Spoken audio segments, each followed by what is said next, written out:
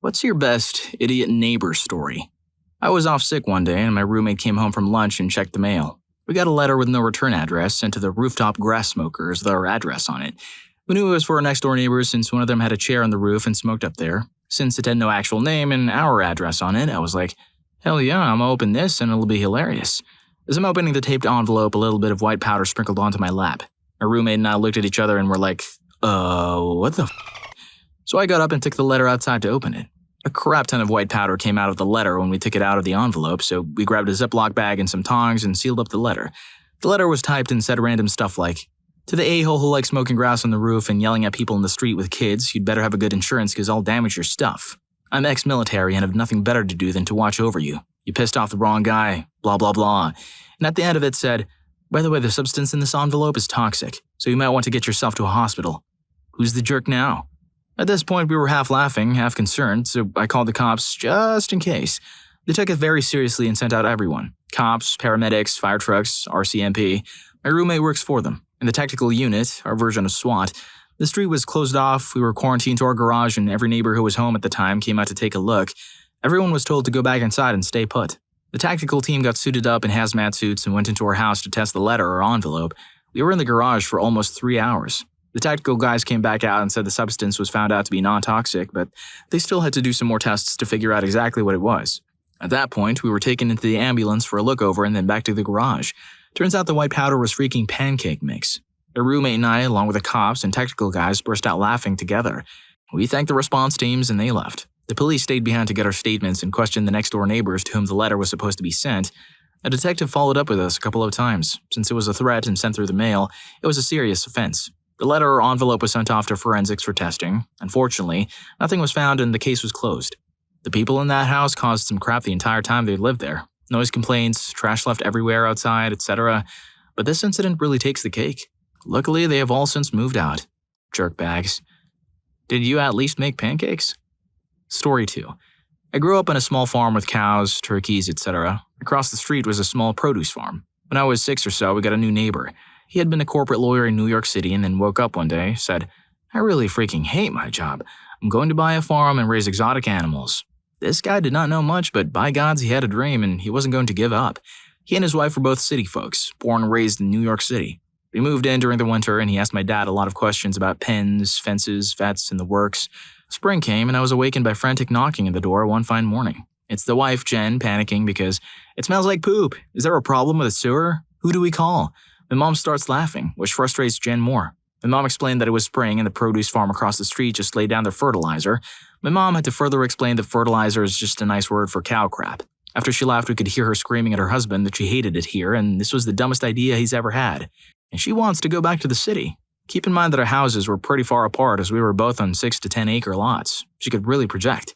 They got some emus and llamas in shortly after. This is like 1990. Most people had never heard of an emu at this point. My father is suitably impressed with the livestock, less so with the fencing Arthur chose. It was wire fencing with pretty large holes in it, large enough for both the llamas and emus to stick their heads through. And then they'd decide they were thirsty, so they'd snake their heads back through a lower hole and get stuck that way. Arthur would then come running to our house for help, getting his animals unstuck before they drowned in the water troughs. This happened at least once a month for over 10 years. Arthur never changed the fencing, despite my dad asking him why he wouldn't change the fencing, or at least move the troughs into the center of the pens. They've since moved, but I'll never forget the zaniness of runaway emus and llamas, fantastical escaping pygmy goats, or Jen freaking out because it smelled like poop. I'm now aware that this is apparently also the premise of Green Acres. I really wouldn't be surprised if that was their inspiration, but they wound up doing very well. Also, the wife was an amazing cook. Story 3.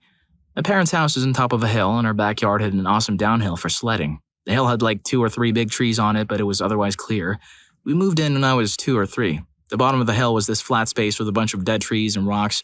Every day for about 10 years, my dad moved the dead trees into the nearby woods and tossed every rock he could find over there.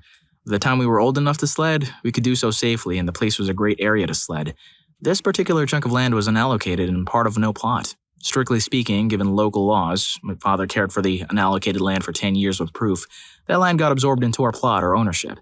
Well, at some point halfway through, the neighbor at the bottom of the hill builds this huge ugly metal fence enclosing his part, which was his yard and a third of the cleared area. That was annoying, but whatever. Well, he yelled at us anytime we played in the other spot or sledded down the hill. He was a former police officer and he had 2 dogs that were retired police dogs. Why were these dogs retired? They were considered overly violent. How do we know this? Because he likes to brag about it. His reasoning for why we shouldn't play there was because it would drive his overly violent dogs nuts. We ignored him and kept playing. Well, one summer, to discourage us from sledding in the winter, it planted a wall of trees along the bottom of our hill. They were all maybe 6 to 8 feet tall, with trunks an inch or two wide. We just shrugged and kept sledding, killing the trees in our way. A bit of a jerk move on our part, perhaps, but amusingly enough, it turns out the spot he planted the trees was actually part of our plot. It wasn't on the allocated spot. So when he threatened to sue, my dad, a lawyer, just laughed and pointed it out. The guy basically gave up after that point, except that whenever he saw us playing back there, he let the dogs out into the yard. So we'd be playing soccer or whatever. Meanwhile, these dogs were constantly sticking their snouts through the fence, growling and snapping at us. I love dogs. My family has 2 of them. But these 2 dogs were honestly everything I'd imagine someone thinks of when they call dogs vicious animals. There was a big hubbub in the neighborhood twice when the dogs bit people and attacked other dogs during the guy's walk. He paid their medical bills but suffered no other issues and was able to keep the dogs. He got special dispensation from the local police department. It was also during this period of time, incidentally, that his own daughter had to get around 10 stitches on her arm because one of the dogs went full-on takedown mode on her in their home. It was later found out that he was bipolar. Once he got on meds for that, he became an actually very likable guy that started making, frankly, sane decisions. Story 4. I was an idiot neighbor, or a crazy one. When my son was a newborn who was very colicky and barely slept for more than a few hours at a time, I was so tired and literally losing my mind. There was a house of old bikers down the street and they would constantly drive down a road and rev their engines. I mean, my husband rides. I know it is possible to drive down the street and rattle windows. It would wake the baby up.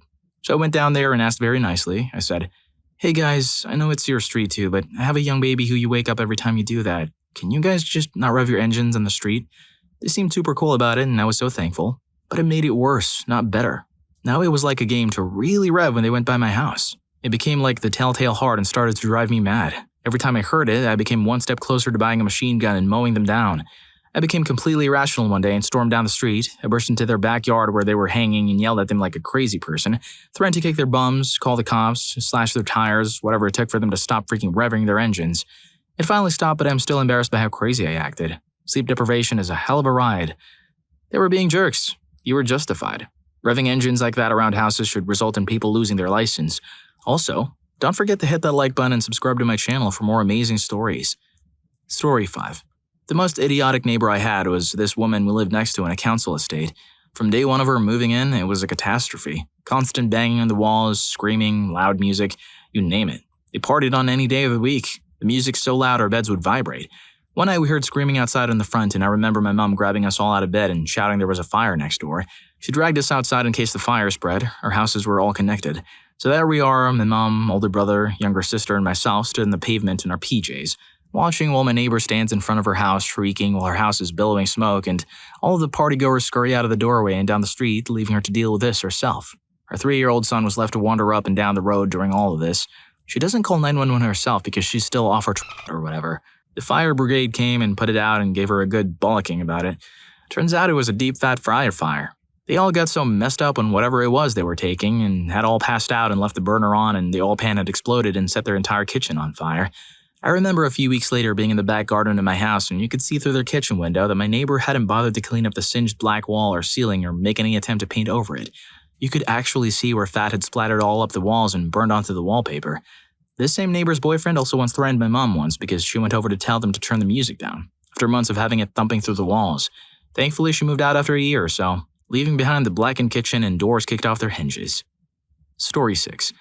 Many years ago I lived, briefly, in a downstairs suite in an old post-war bungalow. Initially, there was a nice old guy above, but he left, and this awful hillbilly family with a dog moved in. The wife was the worst sort of human garbage, always angry and yelling profanities at her kids and husband all the time. The guy drank like a fish. I don't think I ever saw him sober. Living with that harridan, I have no doubts as to why. During the day, the harridan was usually drinking and or baked to the point of insensibility, so instead of letting the dog out in the yard, she just let the dog downstairs. There was an area in front of my door downstairs with maybe 20 square feet of floor, and the dog would do his business there. It started out once a week, but quickly got worse. I tried to talk to them about it, but that witch literally screamed at me, told me that because the crap was on my floor, that it was my mess to deal with. I called the landlord several times, but he didn't care. I was paying my very cheap rent, and that's all that mattered. I considered all sorts of things to stop the problem, but there was no such thing as renters' rights back then. As long as it was happening in a private dwelling, they were breaking no laws. I didn't want to hurt the dog. He was actually a friendly lab or shepherd mix. A huge dog with huge turds, but other than that, we got along fine. It was clearly the owners who were the problem. I had to put up with it for about 3 months. I didn't have anywhere else to go, and I couldn't afford to move at the drop of a hat. I needed 3 months' rent in my pocket to pay a new damage deposit and advance rent to get into a new apartment. I had to skip meals and stop using my car to save enough. I didn't tell them I was leaving, and I moved out when they weren't home. I had collected the dog crap for a few weeks into a 5-gallon bucket. It was about 3/4 full. Before I left, I gave it back to them through their front door mail slot, on their floor. So they're a mess, right? Story 7. This is probably more of a psycho neighbor story than idiot neighbor story, but whatever. I'm sharing it anyway. My neighbor is a 94-year-old, completely crazy, unbelievably insensitive, and rude witch called Isabel. We moved here 5 years ago, and for 3.5 years I tried desperately hard to be kind to her, ignore her awfulness, blindly thinking she was just a lonely old lady.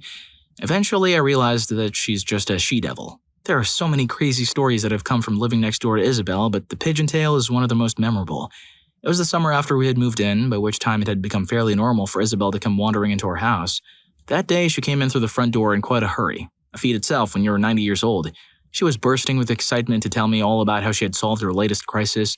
In recent weeks, she had become obsessed with a pigeon family that had taken up residence in a small tree in her back garden. Not that she referred to them as pigeons, we don't have anything as common as pigeons around here. These were gray doves. They were a menace. I'm still not clear on why they were such a menace, but nonetheless, Isabel wanted them gone. After enduring the tormenting birds for too long, she ransacked her shed and armed herself for battle. Using a yard brush, she poked the gray dove nest out of the tree. Then she took up her spade, using it to smash open the eggs of evil, and then, in her moment of final triumph, she lifted the spade and, using the sharp edge, chopped the chicks of carnage. Whilst recounting the story, she not only was shaking with excitement, or possibly some geriatric disorder, but she also theatrically mimed out the whole performance. She was completely oblivious to how horrified I was. On a completely unrelated note, the following day my husband bought several bird feeders and positioned them all around her garden. Edit. Or my fun interactions with Isabel. She actively and successfully campaigned to have the children's playground removed from the park that is opposite our houses. She objected because they attracted children. This was long before I moved in, and I'm still baffled as to why the council actually complied with their demands. She's convinced that we're all living in some kind of crime-ridden ghetto, rather than a very quiet bungalow estate in suburbia, on a street where major crime consists of not cutting your lawn frequently enough. In an effort to combat such lawlessness, Isabel, a one-woman neighborhood watch group, notes down every vehicle that parks in our cul-de-sac. She has a book and marches outside, writes down the number plate and description of the vehicle, and then demands the owner's name. People think I'm joking when I give them advance warning.